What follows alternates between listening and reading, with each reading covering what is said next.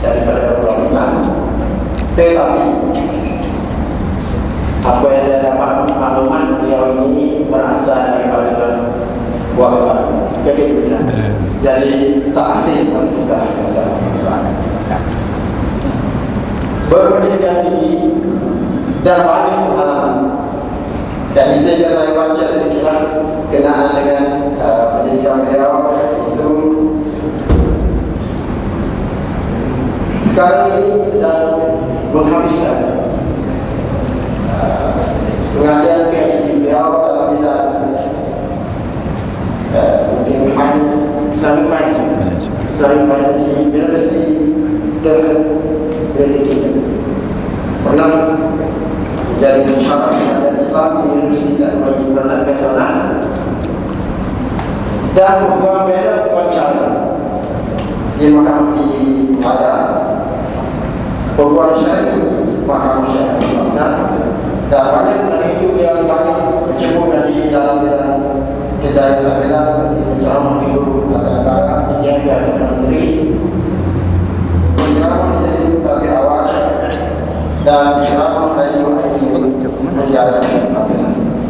tuan-tuan muslimin dan muslimat sekalian, berdasarkan pada pengalaman beliau warga kita yang untung karena insyaAllah kita dapat mudah-mudahan Al-Fadhil Ustaz akan berkongsi banyak pengalaman beliau dengan kita semua. Walaupun saya kata tidak kajian dan apa yang dicakap pada ini mungkin lain tajuk, tapi mungkin dalam ruang itu yang sama. Tajuk yang dibicarakan pada malam ini ialah antara Islam antara tulis dan pas. Tulis dan pas. Maka untuk mengupas tajuk ini sedalamnya saya sudah memahami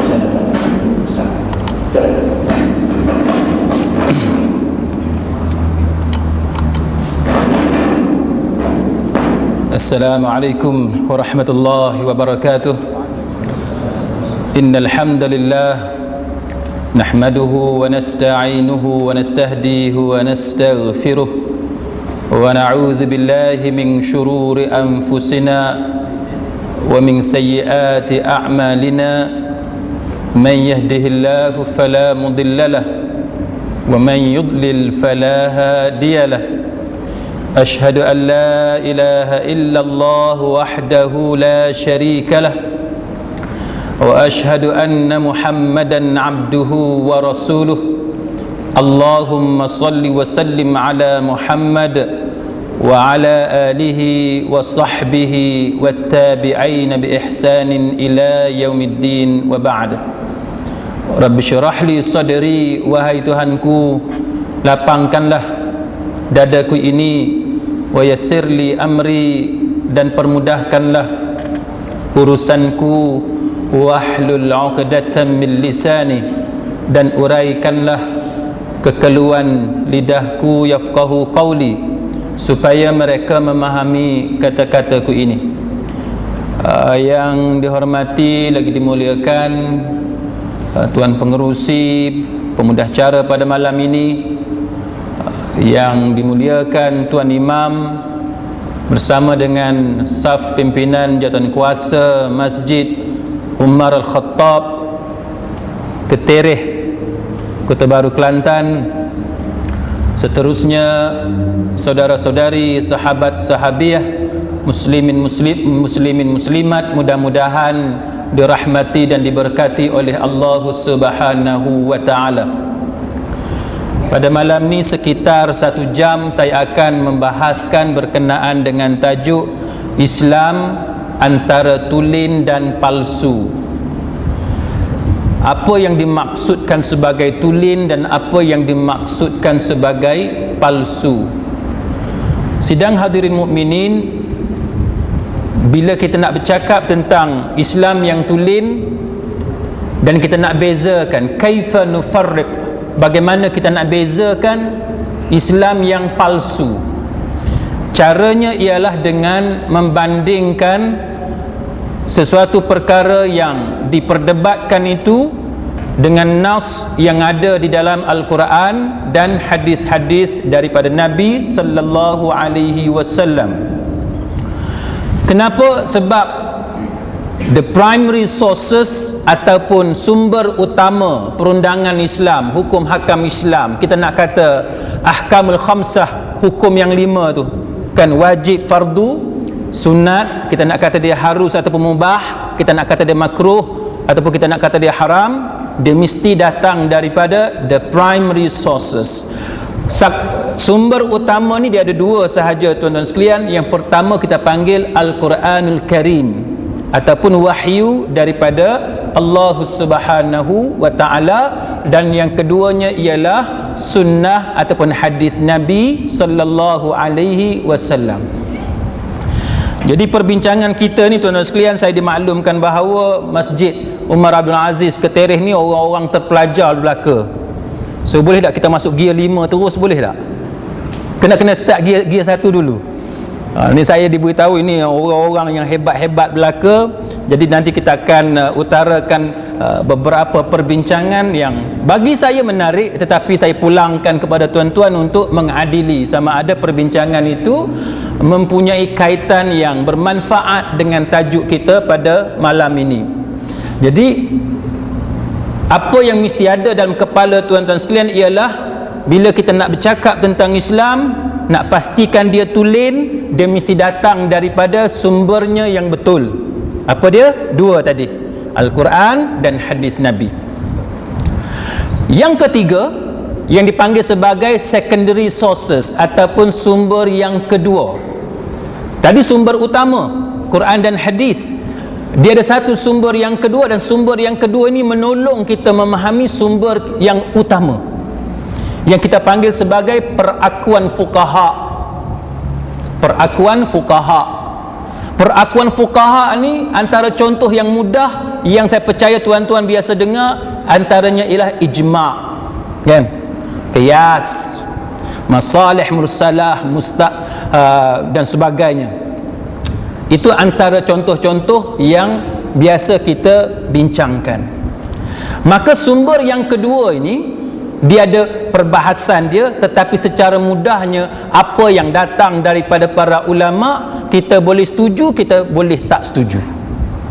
Kan, kita boleh berlapang dada. Perbezaan tentang bagaimana para ulama dia buat huraian, kita boleh setuju dan kita boleh tak setuju.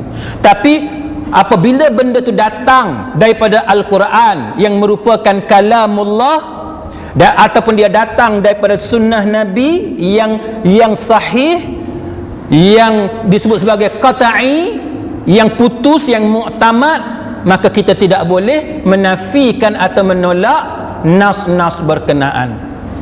Walau bagaimanapun ada ketikanya nas yang ada daripada Quran dan hadis itu kadang-kala dia tidak begitu jelas, sehingga mewujudkan perbezaan pendapat, al-ikhtilaf bainal fuqaha, berlaku perbezaan pendapat di kalangan para ulama Islam. Contohnya al-ikhtilaf fi fahmin nas, perbezaan pendapat dalam memahami nas. Setiap ulama menerima nas itu memang datang daripada Quran ataupun hadis, tetapi mereka berbeza pendapat tentang makna nas berkenaan.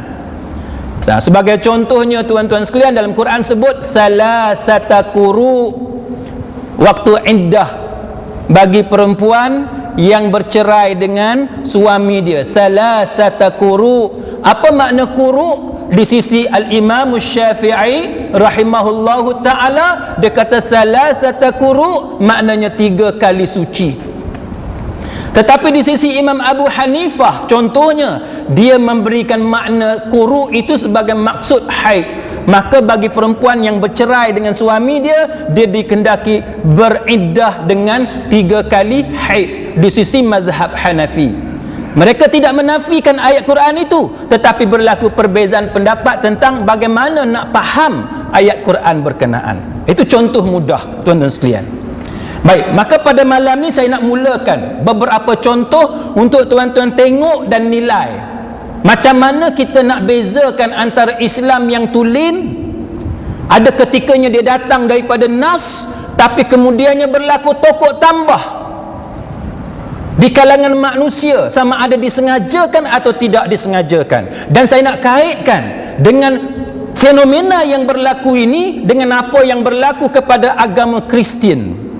Kenapa tuan-tuan sekalian? Kerana perbandingan ini sangat-sangat relevan. Kerana agama Kristian juga merupakan satu agama yang asalnya datang daripada Allah Subhanahu wa taala, apabila Allah taala memberikan kitab Injil kepada Nabi Isa alaihissalam, tetapi berlaku penyelewengan demi penyelewengan, tokok tambah yang dibuat oleh padri-padri, para sarjana Kristian, sehingga kan menyebabkan hari ini orang Kristian keliru yang mana satukah Bible yang sebenarnya, yang mana satukah gospel yang sebenarnya, kerana mereka tidak mengawal tokok tambah yang berlaku dalam agama Kristian. Dan saya nak tunjuk contoh ini kepada tuan-tuan sekalian, akibat yang berlaku kepada Kristian, supaya apa yang telah ataupun sedang berlaku kepada Kristian tidak akan berlaku kepada Islam, agama yang kita cintai ini dan diberikan amanah kepada kita untuk menjaga dan mentadbir agama ini di atas dunia,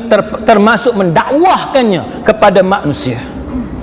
Saudari muslimi muslimat sekalian, maka contoh yang saya nak sebut kepada tuan-tuan sekalian ialah berkenaan dengan asal usul kejadian wanita. Asal usul kejadian wanita dengan kita melihat apa yang ada di dalam nas-nas agama. Bagaimana tokok tambah kemudiannya menyebabkan berlaku kekeliruan di kalangan manusia, terutama dalam agama Kristian. Kita tengok contoh tuan-tuan sekalian dalam hadis Nabi sallallahu alaihi wasallam. Antaranya yang saya nak kongsi pada malam ini dengan tuan-tuan sekalian ialah hadis Imam Muslim.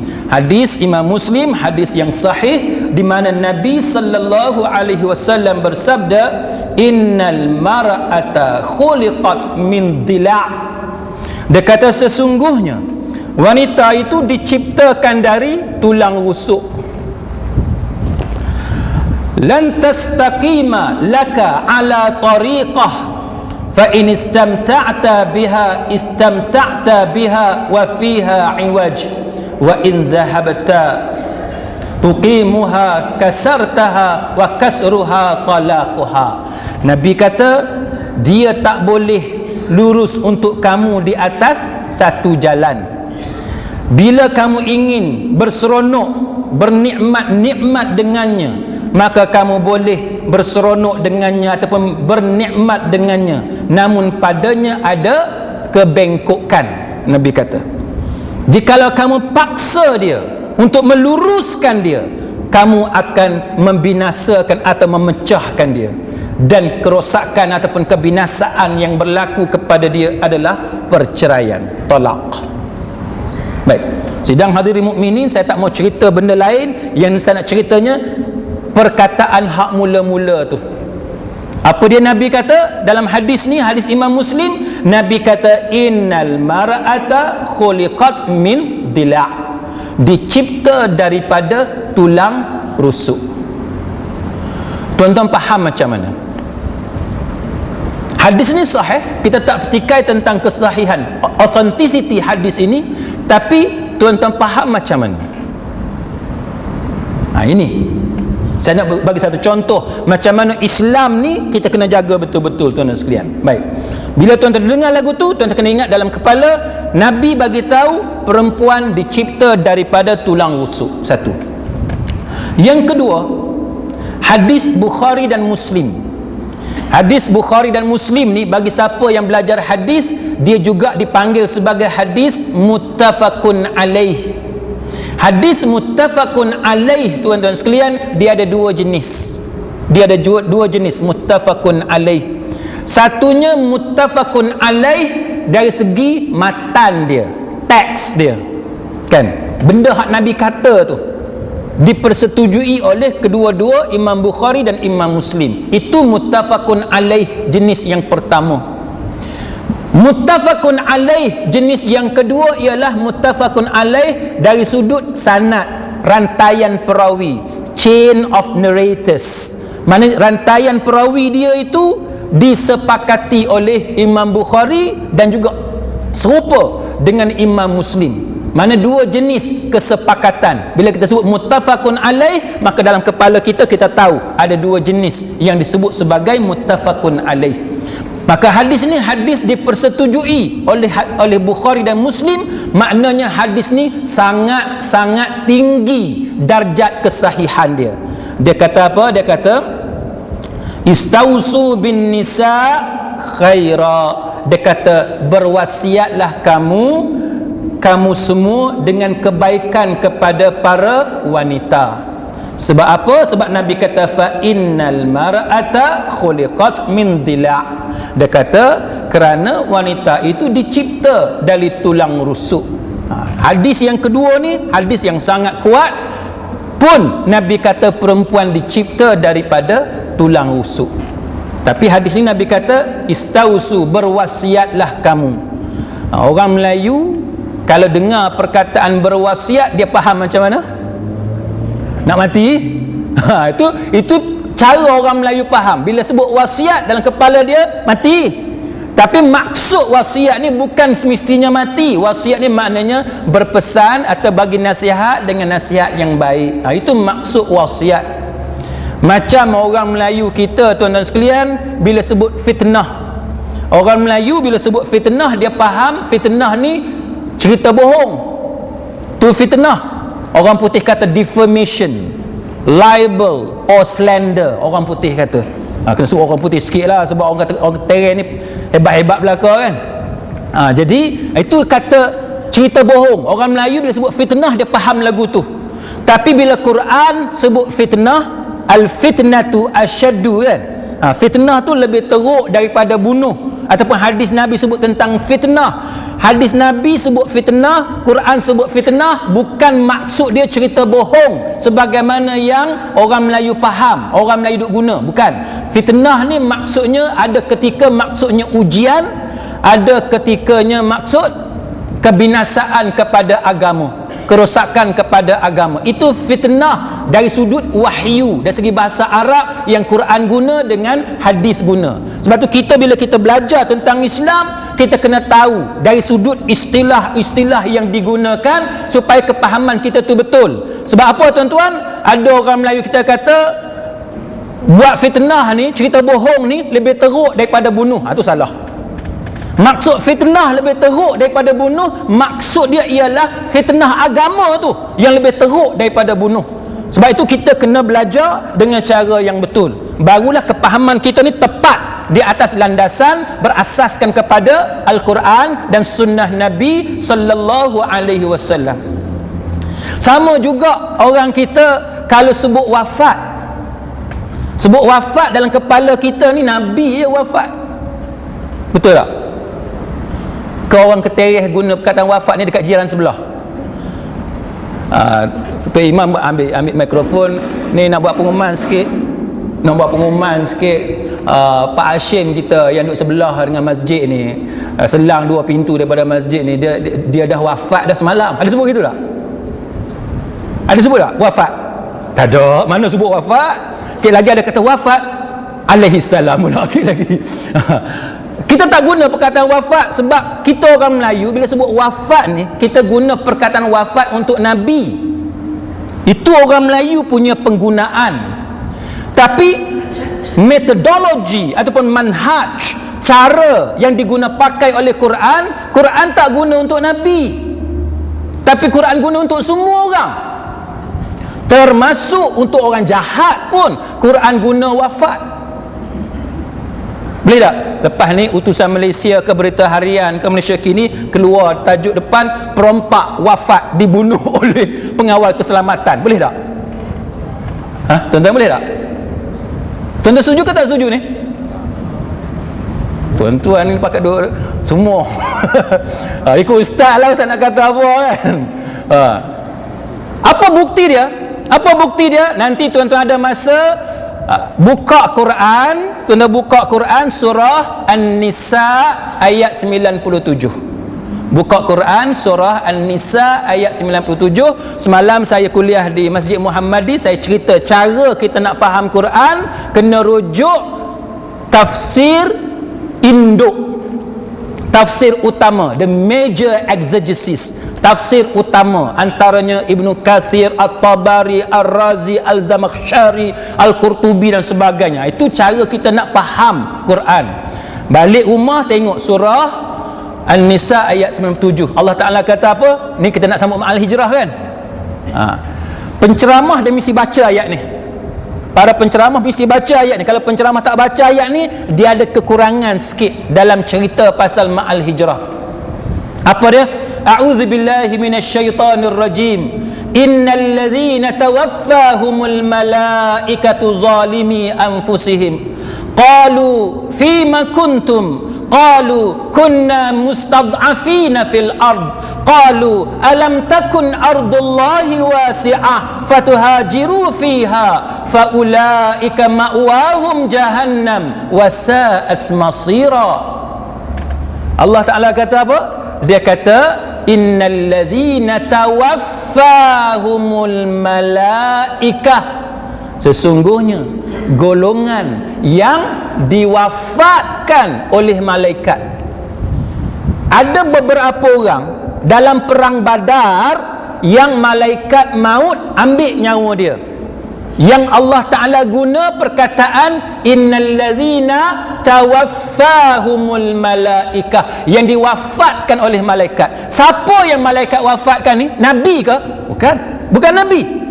Adakah orang-orang Islam yang saleh? Bukan orang-orang Islam yang saleh. Tapi siapakah mereka yang Allah Ta'ala kata diwafatkan oleh malaikat maut? Siapa dia?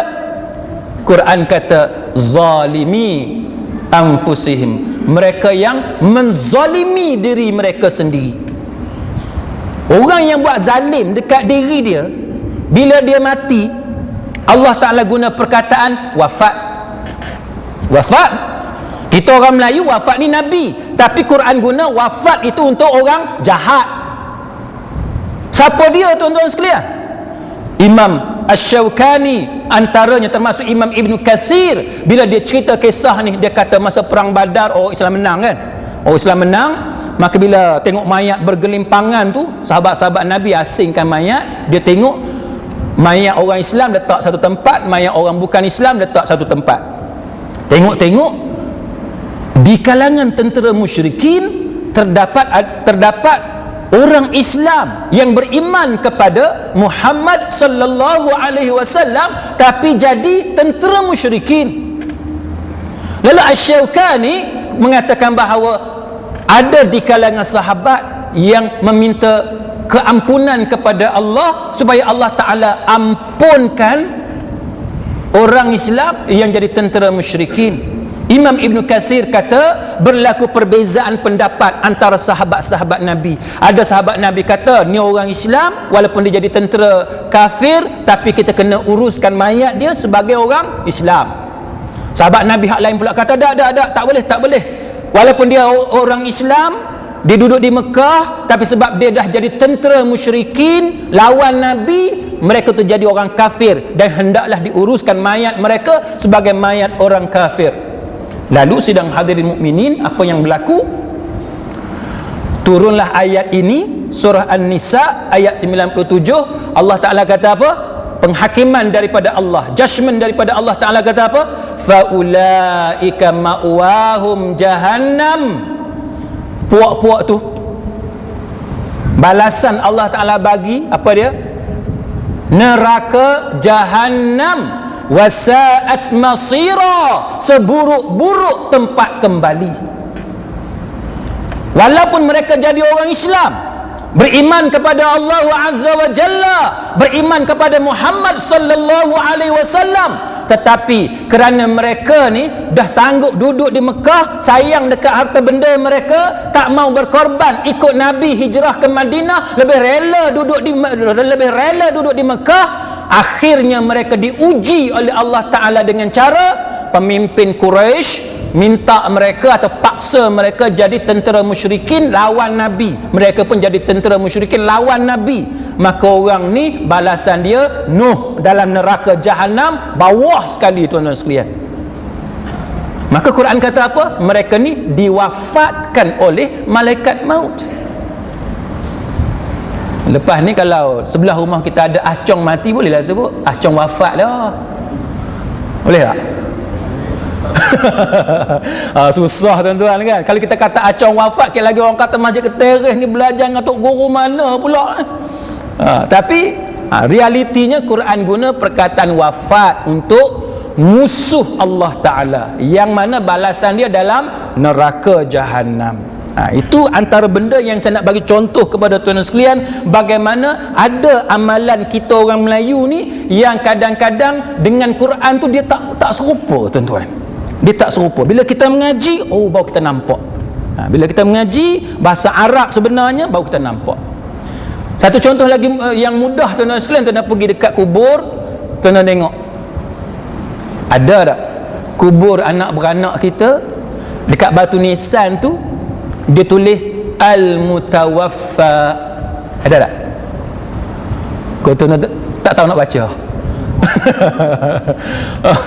Kalau tukang hak buat batu nisan dia tulis apa benda tuan-tuan pun tak tahu dah, lantak dia nak tulis apa pun, aku pun baca tak pandai kan. Cuba tuan-tuan tengok kubur-kubur kita orang Melayu ni, dia tulis Al-Mutawaffa. Al-Mutawaffa tu apa dia? Maknanya orang mati. Wafat lah, wafat. Maknanya bukan Nabi je wafat, orang Melayu pun wafat. Kita orang Melayu pun guna perkataan wafat, cuma kita ni tak sedar. Kita tidak peka, tak sensitif benda-benda macam tu. Maka tuan-tuan sekalian, wafat adalah perkataan untuk semua orang. Untuk semua orang. Tak semestinya Nabi. Sama juga masa kapal Sing mati tuan-tuan. Kapal Sing mati. Boleh tuan-tuan sebut Allah yarham kapal Sing? Boleh?